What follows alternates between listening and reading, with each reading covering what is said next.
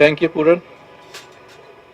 Puran Pandey and myself, we go back a long way, as he correctly said, and we have been together on many platforms, in many fora, and we have a lot in common professionally. So thank you, Puran, for the kind introduction. Mr. Dwivedi, Justice Ansari, Mr. Flynn, ladies and gentlemen, good evening to all of you. Today's topic is rather very interesting. And just to give you an idea as to how we thought of this idea, only about a week back, me and Puran, we were sitting and having coffee when we were discussing at the amazing rate at which these populist leaders, these authoritarian leaders are emerging all over the world. It was just a small talk over coffee, and when he simply got the idea that we must do something about it and have a discussion or a debate on it. And I must congratulate him for the alacrity with which he has actually organized this discussion, this meeting, this conclave. So congratulations, Puran, and of course congratulations to Dainik Bhaskar also for having taken the cue and organized this. This is an interesting topic, as I said. It may not capture everything about democracy, but it does capture the important aspects, the important concerns of democracy. These are the concerns which are actually agitating all the people who are in democracies these days. Democracy is something which is very widely accepted, needless to say.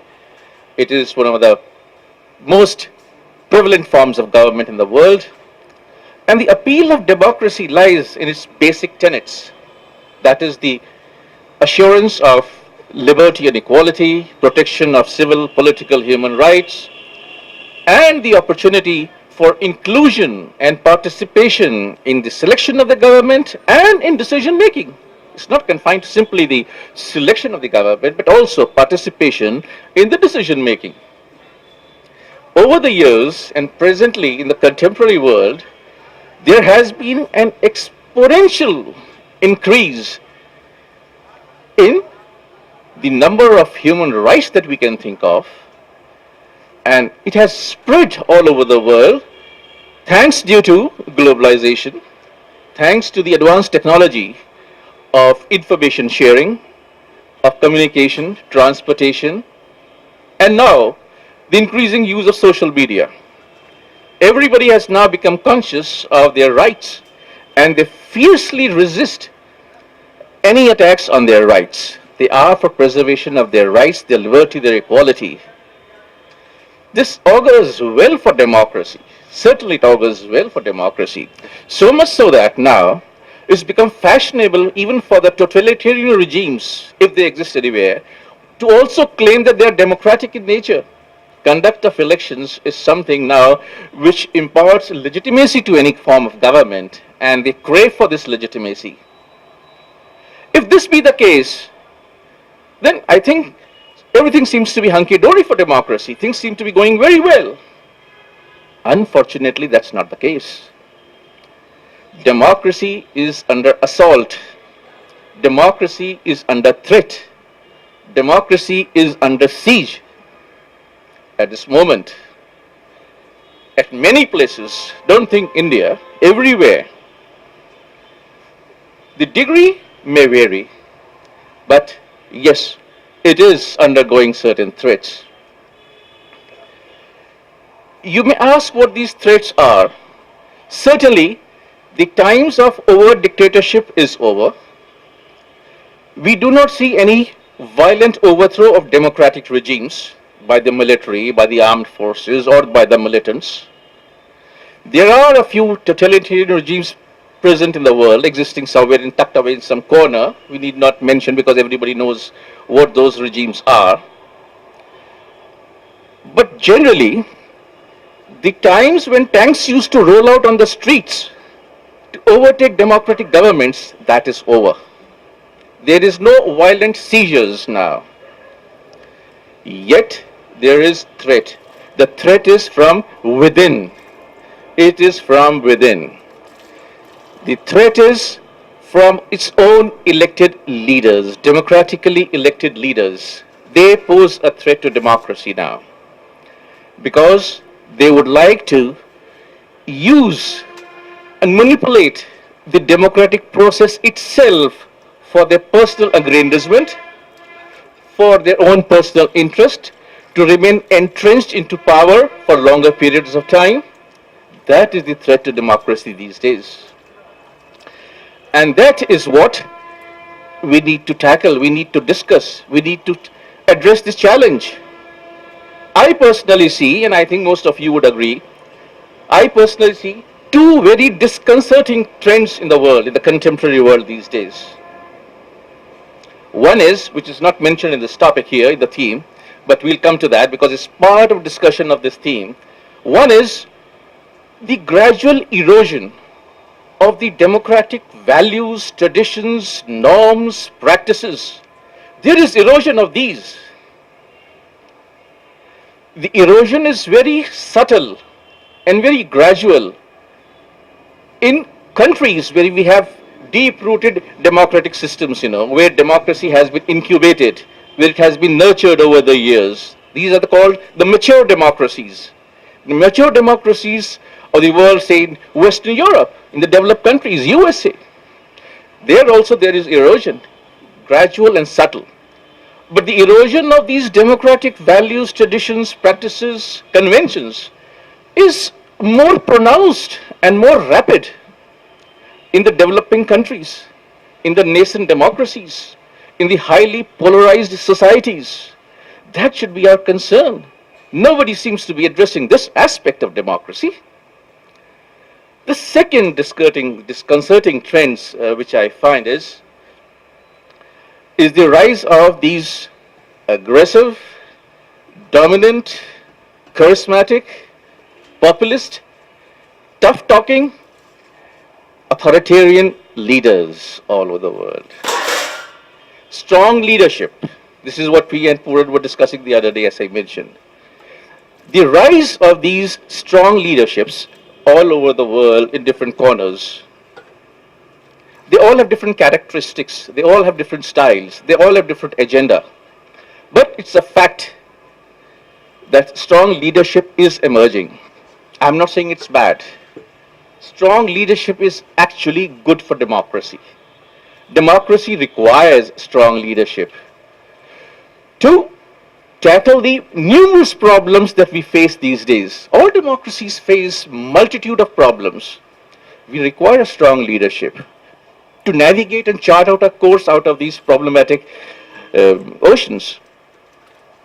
What is not acceptable or what is alarming is when these strong leaderships, they are not democratic in characteristic, or they don't have democratic traits, they are authoritarian, they are populist, then it becomes dangerous because these are the ones who actually manipulate the system to their advantage at the cost of their political opponents.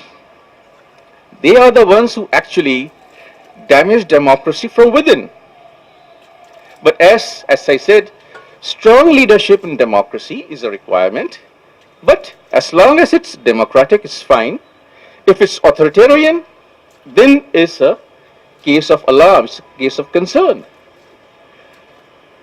A lot of studies have taken place regarding this as to why these leaders are thrown up. Even these authoritarian leaders, there are plenty of them, I need not recount. They are duly elected. They are thrown up by the electoral process. They come through elections, and yet they subvert the very process through which they came. The subversion of democracy, peaceful, quiet, subtle, covert subversion of democracy. Research has been done, and a lot of research is being done in USA. It's surprising, after President Trump came into power, a lot of research is going on over there. And one recently I read a report, is the Human Rights Watch report of 2017. Puran, you must have seen it. It says the dangerous rise of populism. This study was done in the context of the rise of President Trump. He's not, in my opinion, he's not a totalitarian. He may have streaks of aggression in him. He may be pushing his agenda hard. He may be doing that, but he's not harming the institutions in the way it is being portrayed. I mean, this is my personal opinion. Nevertheless, even this little streak of aggression in him, populism in him, and dominant nature of his is prompting people, the think tanks, to actually do research on this. And they came out with this report. There are plenty of reports on this. And they have said, and quite rightly so, that strong leaderships is the requirement of the day, because societies are so deeply polarized. There's so much of strife within the societies, so much of glaring inequalities within the societies, so much of security concerns within the people. People are actually very unhappy with the status quo. They're looking for change, desperately looking for change. They see hope in these strong leaders. That is why they elect them to power, because they see some hope of changing the status quo. Strong leaders, charismatic leaders, tough-talking leaders, have a dominant personality. They seem to offer a solution to the problems that the common man faces. So in these societies, I'm not talking, maybe in the Western countries that's not the case, but there are signs that strong leadership is emerging. But in certainly developing countries, strong leadership is emerging for these reasons. And the people are even willing, the electorate, the population, the public is willing to actually overlook some of the negative traits of these leaders. They may be having questionable moral traits. They may be unscrupulous. But even then, people prefer them over the others because they have the capability, at least they promise to deliver them from the want that they are suffering. So this is a phenomena which is taking place. They are rising. Now, as far as democracy is concerned, democracy has its own way of responding. Democracy is a very strong political system. It's not a weak system. It is evolving. It evolves and it actually responds to situations. Let us not talk about the textbook definition of democracy. We all have heard about how democracy is by the government, by the people, for the people. But we have moved much beyond this. It is more complex than this simple statement. Democracy is not about election of a government through ballot. It is not the rule of an elected government elected through popular mandate. It is not simply about having a government through the ballot box. It does not start and end with the ballot box. In my opinion, and I'm sure you would agree, the real litmus test of democracy comes after the government has been elected to office. It is the post-election scenario that you must see to understand and analyze whether there's a democracy or not. So, what we have to see is the kind of governance, not government, governance provided by the elected government. How they conduct themselves, that is democracy. That is an assessment of democracy. Now, democracy also, in its true pristine form, has its institutions, It has democratic institutions. And these institutions are known to resist any pressures or any assaults on them. You must all be knowing, I need not recount, all these institutions that we have, like separation of power, judiciary, legislature, executive, the election machinery, neutral civil service. These are all rule of law. These are all the institutions which have the sanction of the Constitution. They have been blessed by the Constitution. They're all robust institutions, visible and impartial. But new set of institutions are coming up. New set of support structures are coming up to bolster democracy, to help these institutionalized structures. These are the form of regulatory agencies. You have the social media groups, you have the civil society activists, you have the NGOs, you have the pressure groups, the lobbyists. They're all there. They may be, they may not be institutional, they may be non-institutional, they may be formal, they may be informal, they may be organized, they may be unorganized. That hardly matters. But they are also part of the institutional structure which is emerging now to help and bolster democracy. So therefore, the multiplicity of these institutions is a boon for democracy. But at the same time, these democratic institutions, as I said, are resistant to any assault on them. This is the general feeling. They're quite robust, independent, neutral. But do you really think that they can resist the assaults? Assaults of who? The elected leaders. Are they able to resist the assaults and manipulations of the elected leaders? Well, I can say that they can only resist up to a point. They can resist the initial assaults. They can resist the initial attempts of manipulation. But if the elected government of the day actually decides to manipulate these institutions, do you think these institutions will be able to stand their ground? It's a moot question. In countries where democracy has been entrenched for long, historically it has been there for decades, for centuries in fact. Why decades? Centuries. They are able to resist to a very, very great extent. Yes. UK, United Kingdom. I mean, democracy was incubated over there. They are able to resist. We have not seen any assaults on these institutions, or even if they have been successfully resisted. Switzerland, it has its own form of democracy, more stringent form. Well, institutions here can resist. I was reading the other day, I was most fascinated by another example. Africa is one continent where we find all these countries, all these regimes actually tinkering with these democratic institutions, playing with them, manipulating them. Even the constitution is not spared. Constitution, which is supposed to be the citadel of democracy, it is also not spared. What to talk about the lesser institutions? In Africa, you have a country like Botswana. It is a shining example of democracy, my dear friends. Shining example. Robust. The institutions are very robust. I mean, some credit, of course, goes to leadership also. But it has withstood all this. And it is the best example cited of a democracy. So there are cases. Maybe other countries have not been able to resist for various reasons.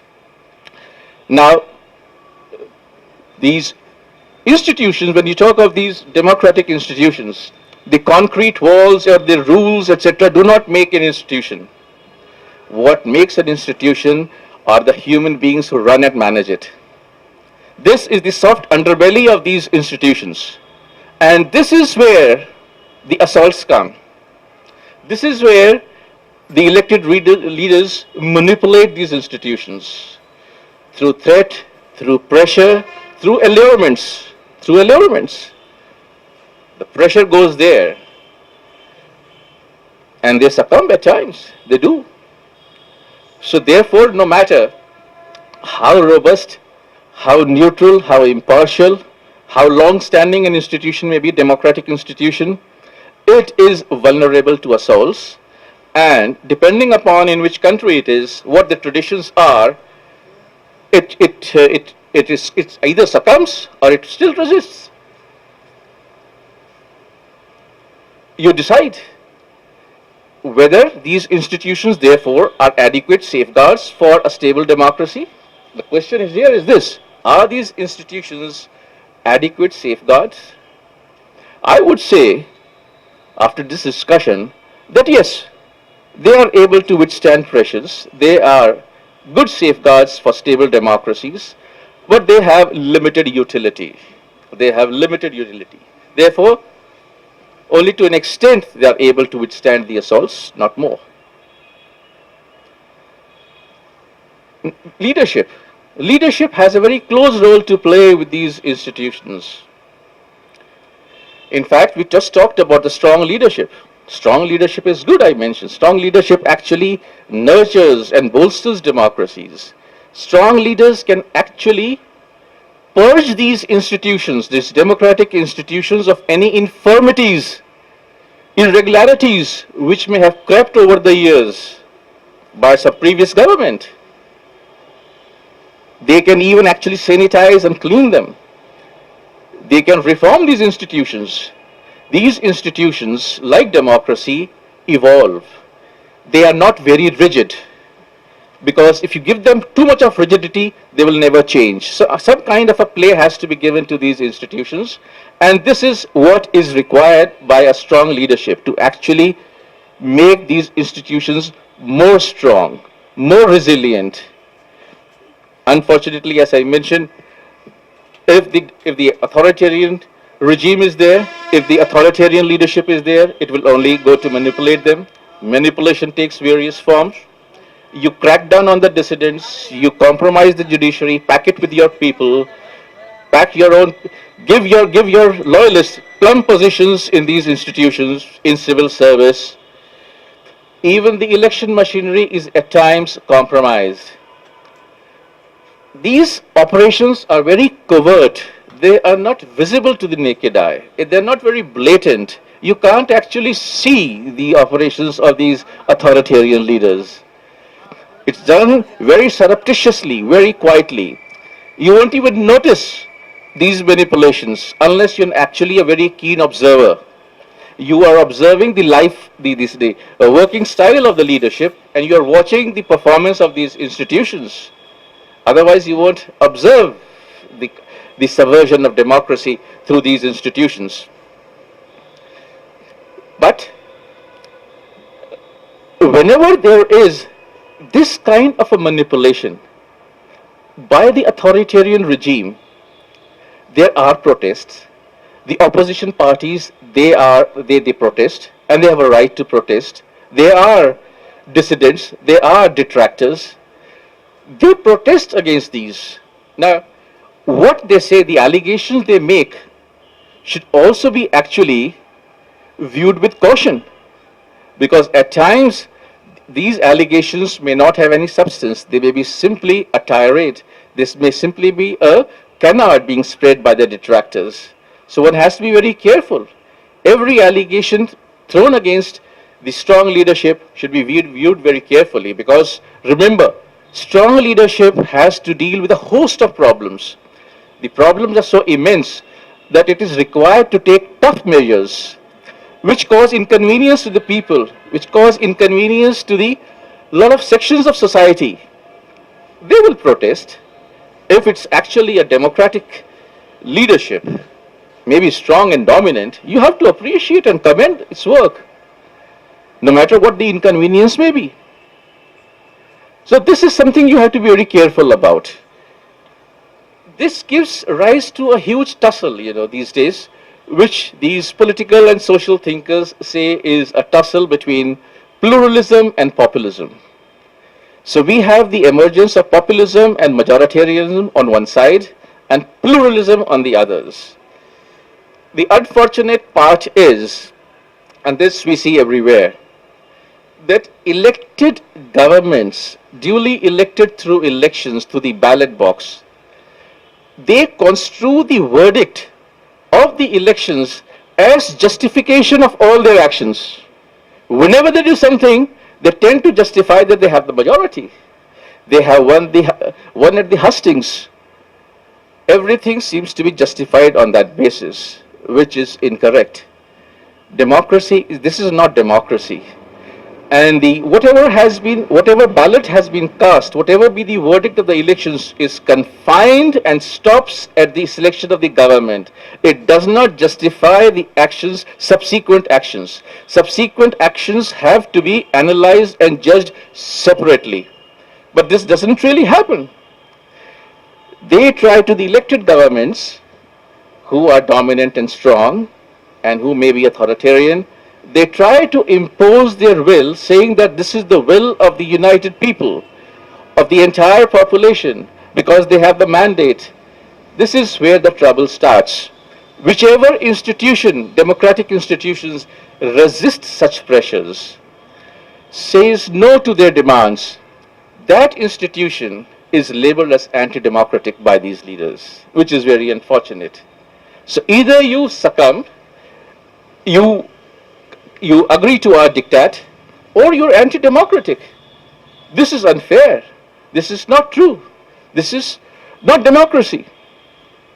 Pluralism demands that all the policies and executive actions of a government, even if it's elected, it has to be anchored in debate and discussion, in deliberation, in consensus, into tolerance and accommodation. That is not there. We don't see that anymore. It is simply imposed. It's the imposition of policies and executive actions on people with no room for compromise, no room for accommodation, no room for discussion, no room for consensus building. That is not democracy. Here the leaders fail you. Strong leaders would utilize their positions to actually build a consensus. If the strong leaders do not build a consensus and they use their loyalists in the party to actually stage protests against the institutions which do not succumb to their pressure, it's a dangerous development in democracy, my dear friends, a very, very dangerous development. You have to watch out. So I just wanted to point out that leadership is also not a very sure safeguard of democracy. Strong leadership there can be strong leadership which is good for democracy, but strong leadership, if it's authoritarian, is bad for democracy. It is a threat to democracy. So we really can't have and conclude that all strong leadership models should be painted black or white. They can't be painted black or white. There are shades of gray in both of them, in each of them. There are shades of gray. The good ones also may have certain flaws and the bad ones also may have some good things. It's difficult to discern. It's for the intelligentsia, it is for the public, for them to actually analyze and judge whether this is true democracy or not, whether we are going in the right direction, whether this is authoritarian or this is actually pluralism at work, which is good for democracy. They have to decide. So this was the thing I wanted to actually tell you, that institutions and leaderships, they cannot really be said as complete and foolproof safeguards for stable democracies. They have their utility, both of them have their utility to some extent. How you actually make the leaders behave, how much of resistance you build up in the institutions, it depends upon the public at large. And finally, I would like to make just 2 or 3 observations, quick observations. One is that democracy is a very strong system. It has resilience. It responds to situations. It is constantly evolving. And the authoritarian leaders who actually use democratic institutions or the democratic processes to rise to power and subvert them later on are also one day thrown away by this process itself. They are thrown out by the democratic process itself. When I talk of these leaders, I should have made this clarification in the beginning itself, that don't think that people who are in power, the leaders who are in power, are the ones who you need to watch out. Watch out the opposition also. The people in the opposition are also leaders according to me. They are just waiting for an opportunity to regain power. They are also the ones willing and absolutely capable to manipulate the system. So it is not one as a better choice or the other as a bad choice. It's not either or. Both of them are bad enough or both of them are good enough. One has to see. So this is not a case for the opposition or against the leaders who are in power. It is for both. Both the leaders are responsible, and you have to see it as to which one is better. That is democracy. The choice is yours. So democracy is resilient. It will give you an opportunity to throw out these leaders, throw out this authoritarian regime, but you have to have a little patience, and the public has to be very vigilant. The second observation was that more than this, more than the institutions and the leadership, the better safeguard is democratic values and traditions and conventions. See, United Kingdom again, unwritten constitution. It is going only by conventions, running only by conventions. And yet, it's one of the strongest democracies in the world. They don't have these institutions like we have. Leadership is also exemplary over there because these values are embedded in the DNA of the public, in the DNA of the leaders. You don't require institutions, you don't require rules, you don't require regulations. It is there. And they will behave accordingly. Democracy is bound to flourish in such countries. And the third one, which I want to mention, is that the best safeguard, even better than these traditions, etc., which I've talked about, democratic traditions, is an educated and vigilant public. That is the best, which doesn't ever fail. I've used the word educated, mind you, not literate. Plenty of literacy statistics can be given to you. Literate are not educated. And I've used the word public. I've not used the word electorate.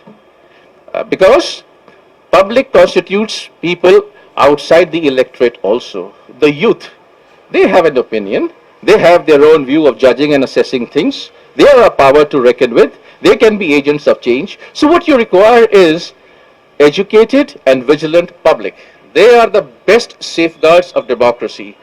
World over, you will see that the leaders are flourishing, many of them, who are authoritarian. I can give you examples, I don't have the time, but whether it be Hungary, whether it be Venezuela, whether it be the Philippines, the dictators are there who are democratically elected behaving like dictators, but they're also, their times runs out, and you just have to be a little patient. The public has to resolve that they need to be thrown out. They have to watch democracy. They have to be the sentinels of actually democracy. The people, the public, have to be the sentinels of democracy, not these institutions. And don't trust the leaders beyond a point. I think that's enough. I won't say any more because I think I've taken more time, more than allotted to me. Thank you for a patient hearing.